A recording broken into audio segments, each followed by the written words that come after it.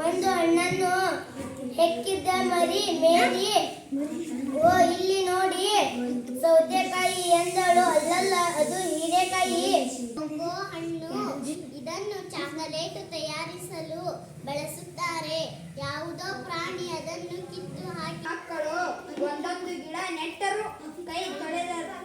ಕೈ ತೊಳೆದು ಅಜ್ಜಿ ಕೊಟ್ಟ ಹಣ್ಣನ್ನು ತಿಂದು ತೋಟದಲ್ಲೆಲ್ಲ ಸುತ್ತಾಡಿದರು. ತೋಟದಲ್ಲಿದ್ದ ಬಾಳೆ, ಅಡಿಕೆ, ತೆಂಗು ಬೆಳೆಯುತ್ತಾರೆ ಎಂದರು ಶಿಕ್ಷಕರು. ಗೋಡಿರುವ